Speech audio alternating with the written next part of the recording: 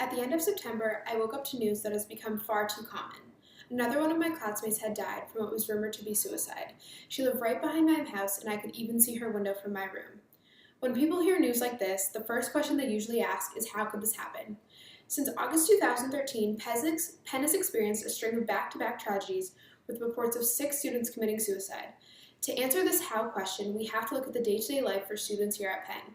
We wake up, head to class, run to meetings, hopefully find the time to finish our research paper while studying for our midterm, stay up way too late studying in Huntsman, trying to solve a problem we may never wrap our head around, and we stumble back to bed to harp on those last few hours of sleep, wake up, and do it all again.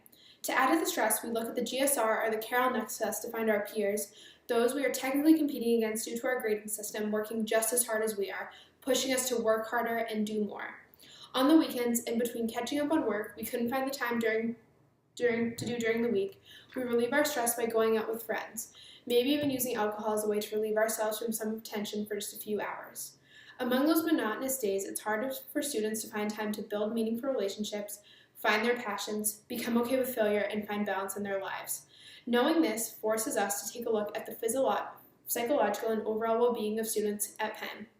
Amy Gutman, the president of the university, said, "I avidly believe that universities have the mission of educating the whole person, not only the mind but the hearts of their students. It's an ongoing mission of the university. Yet, is the Penn administration really committed to a student's well-being beyond the classroom?" So Grant, Christiansen, and Price define well-being as the overall quality of an employee's experience at work. Making employers happy and healthier increases their effort, contributions, and productivity. The research suggests that managerial practices affect the psychological, physical, and social well-being of employees. Similarly, universities such as Penn exemplify and acknowledge these concepts as well. Students who are happier and healthier increase their effort and productivity in school, making them more successful students.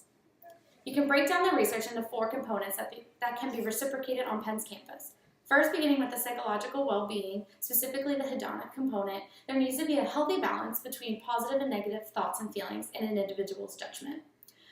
Here, Penn students' inability to deal with failure, maybe not getting into the clubs they want, the jobs they want, or getting the grade they want on an exam, pushes the balance of positive and negative thoughts and judgments towards the negative side, therefore making Penn students lack that psychological well-being.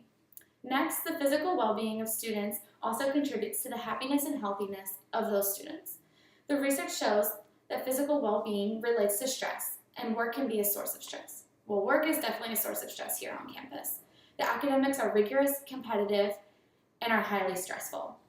Moreover, because there's so much work, extracurricular involvement, the need to be social, and only so many hours in the day, lack of sleep is inevitable, therefore demoralizing the physical well-being of students. In addition, there's a standardized curve that doesn't always allow you to earn the grade you deserve. The curve puts pressure on students, creating stress and an unhealthy competitive lifestyle. Finally, social well-being can be exhibited on campus. One issue specifically we saw was Penn's administration trying to resolve drinking tendencies on campus. By threatening harmful consequences, it makes situations that allow students to relieve their stress more stressful. So the final component of the research says that trade-offs exist between the differing dimensions of well-being, improving one dimension of well-being and undermining another. For example, by having a campus full of bright, talented, and driven students, it elevates the stress levels because everyone is competing to do their best and to be the best and not acknowledge failure. There's a trade-off between the psychological and physical well-being. So all organizations value the idea of employee well-being, but their managerial practices don't necessarily follow this commitment. The research identifies 3 ways to help managers overcome the well-being trade-offs. 1, to think more broadly about who is affected and how. 2, think about long-term impact. And 3, collect more information on employees' attitudes about current practices. We asked the Penn administration to add an additional seminar during NSO to help freshmen transition from high school to college to promote psychological well-being and diminish the curve to promote physical well-being. We also urged the Penn administration to be proactive about seeking feedback from students. Never once do we receive emails asking us what they can do or how they can help us alleviate our stress and anxiety.